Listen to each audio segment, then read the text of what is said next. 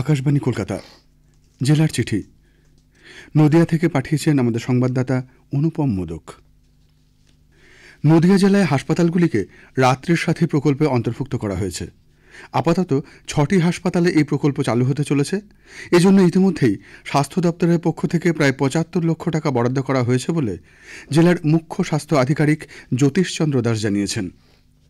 রানাঘাট, নবদ্বীপ, চাকদা ও Bethuadahari state general হাসপাতাল, তেহট্ট মহকুমা হাসপাতাল এবং কৃষ্ণনগরের শক্তিনগর জেলা হাসপাতালকে এই প্রকল্পের আওতায় আনা হচ্ছে।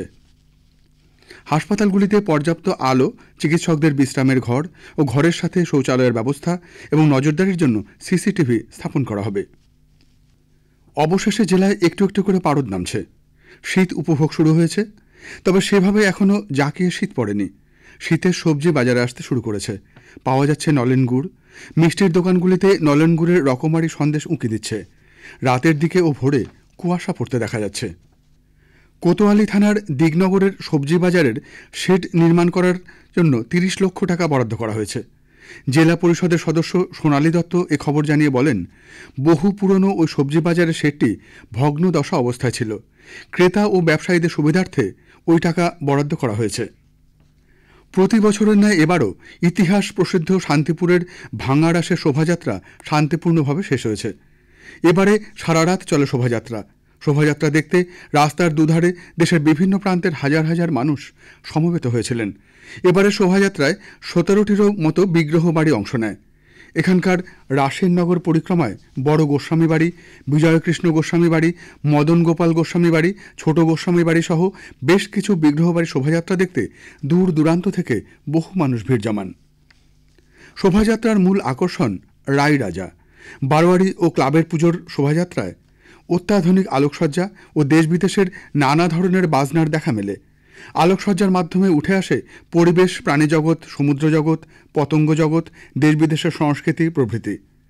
বেজপাড়া কমলকামিনী এবারে পরিবেশ রক্ষার বার্তা তুলে ধরেছে। আলোকসজ্জার মাধ্যমে দেখানো হয় পরিবেশ দূষিত হওয়ার জন্য ক্ষতির দিকগুলি। শোভাযাত্রা চলাকালীন তার উপস্থিত রাজযাত্রীদের হাতে চারাগাছ তুলে দেন। এবিসিডি ক্লাবের তরফ থেকে শোভাযাত্রায় উঠে আসে দেশ বিদেশের সংস্কৃতি। অত্যাধুনিক আলোর মাধ্যমে দেখানো হয়েছে মণিপুরের নৃত্য। শোভাযাত্রা চলতে চলতে হতে থাকে ভারতনাট্যম। উড়িয়া গোস্বামীপাড়া বারোয়ারি এবারের শোভাযাত্রায় তুলে ধরে পতঙ্গ জগৎ। আলোকসজ্জার মাধ্যমে তুলে ধরা হয় পতঙ্গ। চড়কতলা শোভাযাত্রায় তুলে ধরা হয় মডেল ও আলোকসজ্জার মাধ্যমে সমুদ্র জগৎ। দেশ বিদেশে নানান ধরনের বাজনা দেখা যায় নতুন পাড়া অভিযাত্রী সংঘের শোভাযাত্রায়। নেহেরু যুবকেন্দ্র নদিয়ার পক্ষ থেকে সম্প্রতি কল্যাণী এইমসের অডিটোরিয়ামে অনুষ্ঠিত হয় জেলা স্তরের যুব উৎসব। এ উপলক্ষে সেখানে অঙ্কন, নৃত্য, মোবাইল ফটোগ্রাফি সহ কয়েকটি ইভেন্টের প্রতিযোগিতা ও বিজ্ঞান মেলা অনুষ্ঠিত হয়। ২৫০ জনেরও বেশি তরুণ তরুণী এতে অংশগ্রহণ করেন। অনুষ্ঠানে অন্যান্যদের মধ্যে উপস্থিত ছিলেন কল্যাণী এইমসের এক্সিকিউটিভ ডিরেক্টর রামজে সিং, আইজার কলকাতার ডিন অব স্টুডেন্টস অ্যাফেয়ার্সের অয়ন বন্দ্যোপাধ্যায়, নেহেরু যুবকেন্দ্রের জেলা আধিকারিক রিজভি শাহনাজ রহমান প্রমুখ। সম্প্রতি জেলার চাকদা পূর্বাচল বালিকা বিদ্যালয়ের পক্ষ থেকে শিশু দিবস পালন করা হয়। মঙ্গলবার শান্তিপুর চক্রের কানাইবঙ্গ স্মৃতি প্রাথমিক বিদ্যালয়ে সাড়ম্বরে পালিত হল সংবিধান দিবস। এ উপলক্ষে এক অনুষ্ঠানে বিদ্যালয়ের প্রধান শিক্ষক প্রতিম সেন ছাত্রছাত্রীদের অবগত করান সংবিধান কি, কেন আজ সংবিধান দিবস পালন করা হচ্ছে ইত্যাদি। এদিকে মায়াপুরের পূর্ব মোল্লাপাড়া প্রাথমিক বিদ্যালয় উপলক্ষে বের হয় পদযাত্রা। বিদ্যালয়ের পড়ুয়ারা কেউ হিন্দু, কেউ মুসলিম বা কেউ জৈন সেজে পদযাত্রায় পা মেলায়। এ উপলক্ষে অনুষ্ঠানের প্রধান শিক্ষক হিরণ শেখ এই সংবিধান দিবসের গুরুত্বের কথা তুলে ধরেন। নদিয়ার কল্যাণী বিশ্ববিদ্যালয়ে গতকাল সুনীতি কুমার স্মারক বক্তৃতা হয়। বক্তৃতার বিষয় ছিল বাংলা ভাষায় ধ্রুপদী আনা। প্রদীপ জ্বালিয়ে এটির উদ্বোধন করেন কল্যাণী বিশ্ববিদ্যালয়ের কলা ও বাণিজ্য অনুষদের অধ্যক্ষ অধ্যাপক পার্থ সারথী দে। মূল বক্তা ছিলেন নরেন্দ্রপুর রামকৃষ্ণ মিশন আশ্রমের সেক্রেটারি স্বামী শাস্ত্রজ্ঞানন্দ মহারাজ।